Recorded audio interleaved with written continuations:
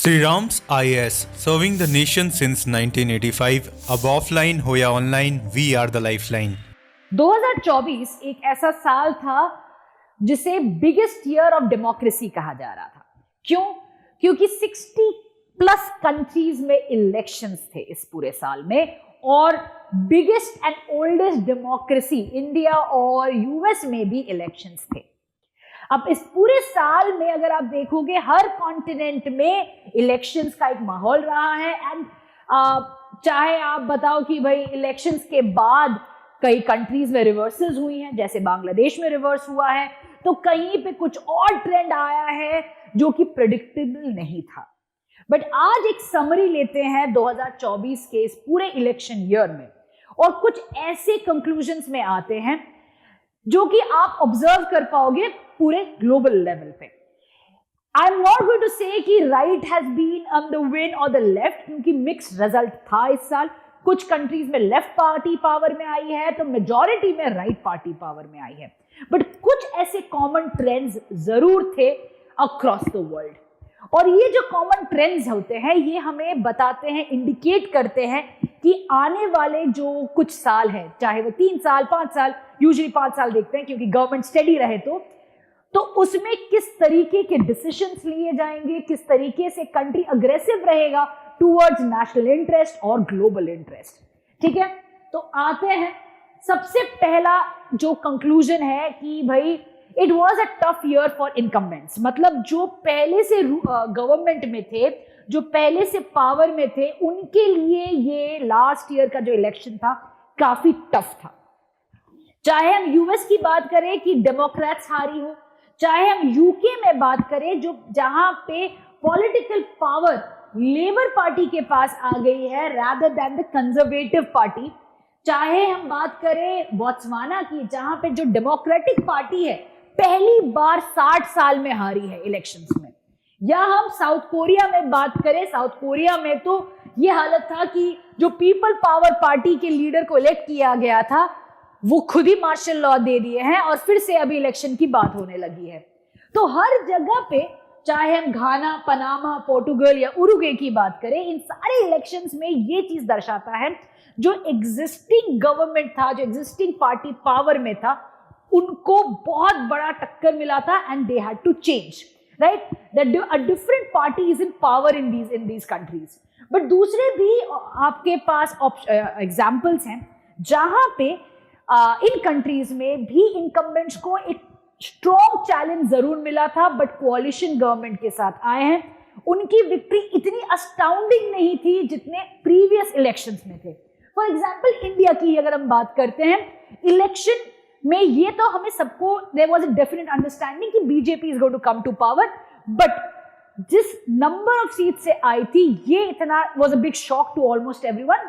यहां पे ये पता चल रहा था कि voters wanted some kind of a coalition government, जो कि आज दिखता है। साउथ अफ्रीका की बात करें तो वहां पे भी यही था कि भाई जो पार्टी थी वहां पे coalition गवर्नमेंट आई है। जापान में भी मेजॉरिटी लूज करते हुए coalition आया है। फ्रांस में भी यही हुआ है नेशनल असेंबली में। तो इनकम्बेंट जो प्रीवियस गवर्नमेंट के लीडर्स थे, जो मेजॉरिटेरियन पार्टीज के लीडर्स थे, उनको कोई ना कोई चैलेंज आया है, चाहे कंप्लीट चैलेंज की वजह से पार्टी बदल गई है, गवर्नमेंट बदल गया है, या वो पावर में जरूर है बट कोalition गवर्नमेंट के साथ है। दूसरा जो आता है वो है इकोनॉमिक चैलेंजेस। हर इलेक्शन में इस बार जो मेजर एजेंडा था वो था आपका economic challenges. And post pandemic recovery पे जो इंपैक्ट आया है उसी को लेकर सबसे ज्यादा चर्चा था। सभी ये देख रहे थे, हर कंट्री में अगर हम इलेक्शन की बात करें तो हर जगह पे इन्फ्लेशन, फूड प्राइसेस, अनएम्प्लॉयमेंट, ऐसी चीजों पे बात की गई है। And government expenditure was a major concern. ठीक है, अब ये जो इकोनॉमिक चैलेंजेस पे फोकस किया गया है, जिस पार्टी के पास एक प्रॉपर सोल्यूशन था, जिस पार्टी के पास क्लियर आइडिया था किस तरीके से इस चैलेंजेस को मीट किया जाए, वैसे ही पार्टीज को सपोर्ट किया गया है। चाहे हम यूएस की बात करें या बोत्सवाना की बात करें या इंडिया की बात करें, the focus was largely on economic challenges and किस तरीके से इन चैलेंजेस को मीट किया जाए। राइट? तो ये एक कॉमन एजेंडा रहा है अक्रॉस ऑल इलेक्शंस।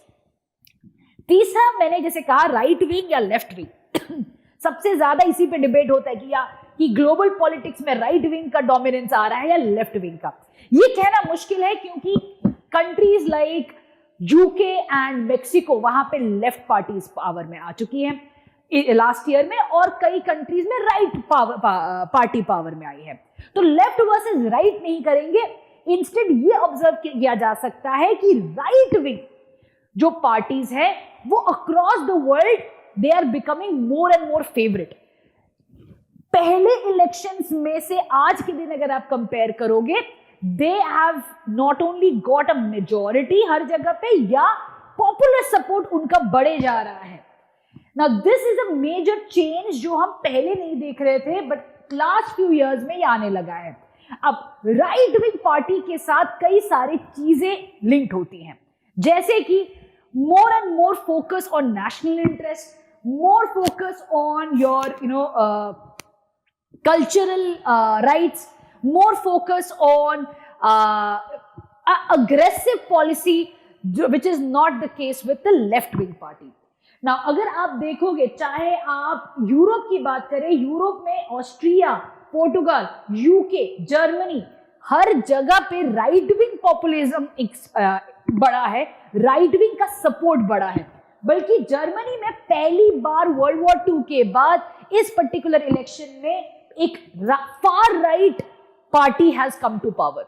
एक स्टेट इलेक्शन में ऑल्टरनेटिव फॉर जर्मनी जिसे कहा जाता है, it's a far right party पहली बार आया है। तो राइट विंग पॉपुलिज्म बढ़ रहा है। On the other hand US का, जैसे आपको पता ही है, MAGA, make America great again, economic reasons के वजह से, इकोनॉमिक प्लान के वजह से they have come to power.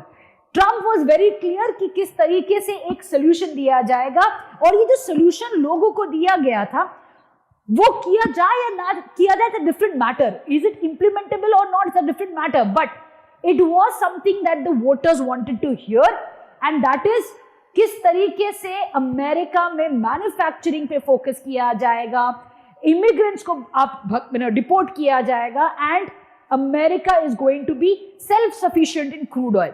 ये जो बेसिक चीजों पे फोकस करते हुए डोनाल्ड ट्रंप ने जो प्लान प्रपोज किया था, it give him the edge in comparison to Kamala Harris. अब इंडोनेशिया में भी यही है कि भाई राइट विंग का दौर चल रहा है अभी।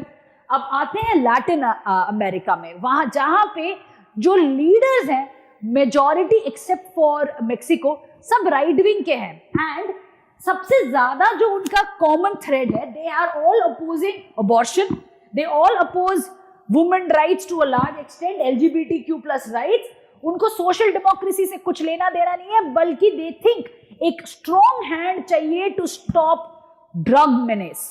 तो चाहे आप अर्जेंटीना की बात करो, इक्वेडर की बात करो, या ग्वाटेमाला की बात करो, हर जगह पे जो लीडर्स आ रही हैं वो राइट विंग की लीडर्स हैं, और उनका एक ही सोल्यूशन है कि भाई ड्रग का मेनेस को रोका जाए, ड्रग कार्टेल्स को रोका जाए, ताकि ये जो वायलेंस है, इंस्टेबिलिटी है सोसाइटी में, उसको रोकने का फोकस किया जाए, rather than talking about civil rights। ठीक है, तो ये भी ट्रेंड दिख रहा है आपका लैटिन अमेरिका में। आते हैं अब चौथे पॉइंट पे, that is fighting over culture. जैसे जैसे राइट विंग पॉपुलिज्म बढ़ेगा, कल्चरल राइट्स के ऊपर फोकस ज्यादा बढ़ेगा, अस वर्सेस देम पे ज्यादा फोकस होगा, उसमें ज्यादा डिबेट्स होगा, और इसी में एक मेजर थ्रेड रहता है इमिग्रेशन का।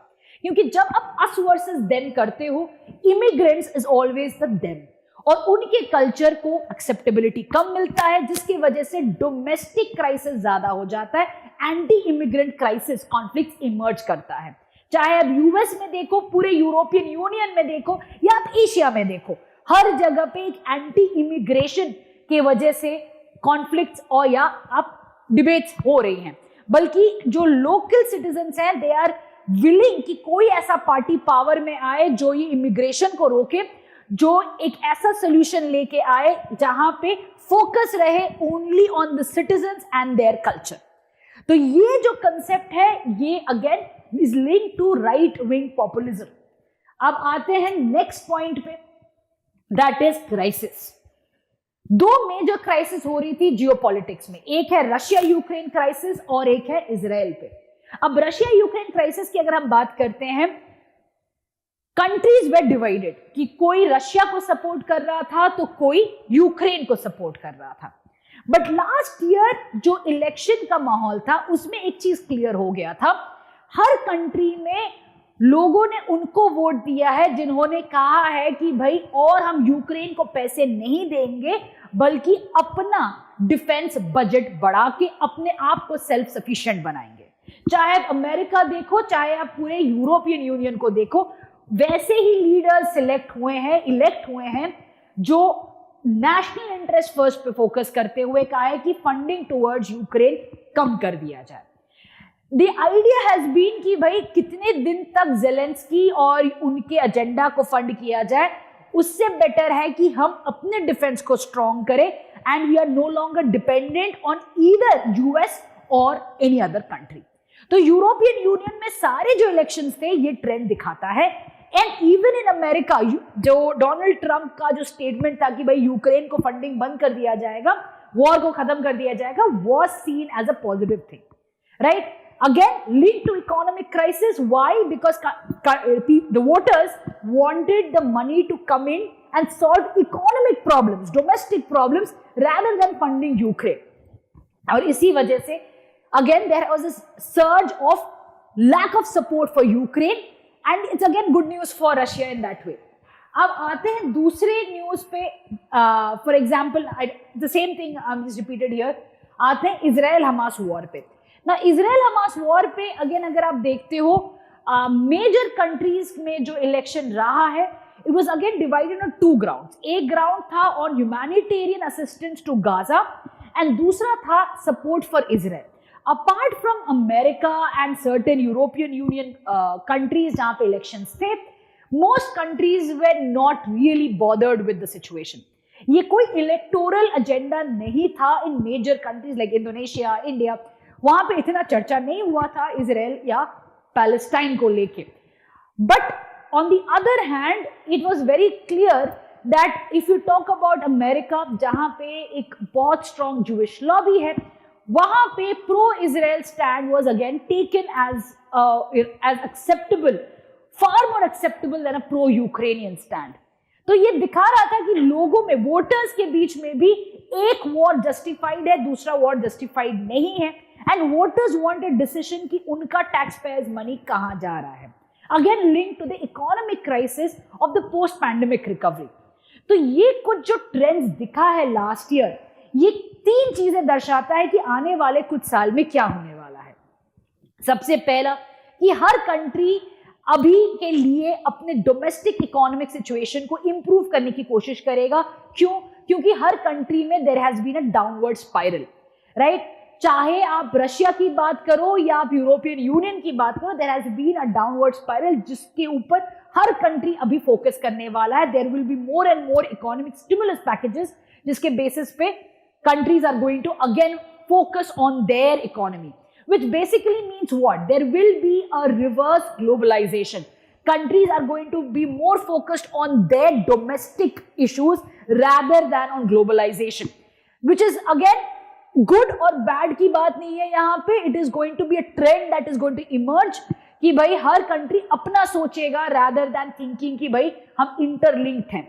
ये चीज पोस्ट पैंडेमिक से के साथ शुरू हो चुका था, बट धीरे धीरे जैसे ये इकोनॉमिक अपहीवल आने लगा है, this is going to be more focused on, countries are going to look into their policies rather than think कि भाई क्लाइमेट चेंज के लिए कितना पैसा देना है या कौन से फंड में और पैसा देना है। They are going to think less on that, more on their own issues.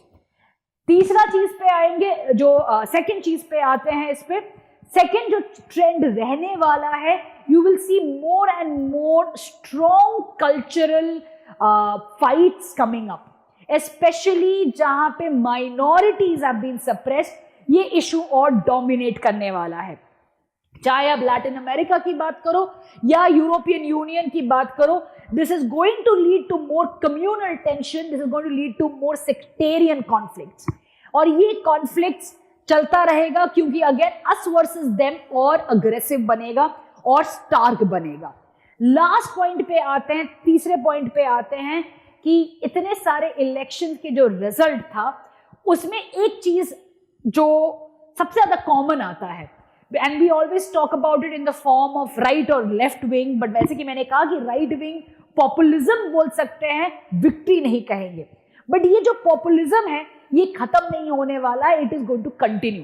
And why it is going to continue is because people are tired of the left wing politics, which is then leading to the idea कि right wing, which is again linked to capitalism and its own understanding, तो उसके साथ ज़्यादा people are going to have more patience, people are going to trust it far more today, support ज़्यादा आएगा rather than this. I'm going to end it with a example from South Korea. आप और मेरे में अगर हम बात करते हैं, जो साउथ कोरिया में मार्शल लॉ लगाया गया था, most youngsters criticized it, but जो ओल्ड पीपल हैं जो कि 40 प्लस के हैं, they supported the martial law. They said कि ये मार्शल लॉ सही डिसीजन है बिकॉज नॉर्थ कोरिया के कम्युनिस्ट फोर्सेस अटैक कर रहे हैं साउथ कोरिया को और यंगस्टर्स ये समझ नहीं रहे हैं। अब अगर बात करते हैं वोटिंग पैटर्न्स में, सबसे ज्यादा वोट कौन देता है, यंगस्टर्स या जो 40 प्लस के हैं? Now if you again see the numbers, it is surprising कि यंगस्टर्स इतने ज्यादा वोट नहीं देते हैं जितना कि दी 40 प्लस ग्रुप इज गिविंग।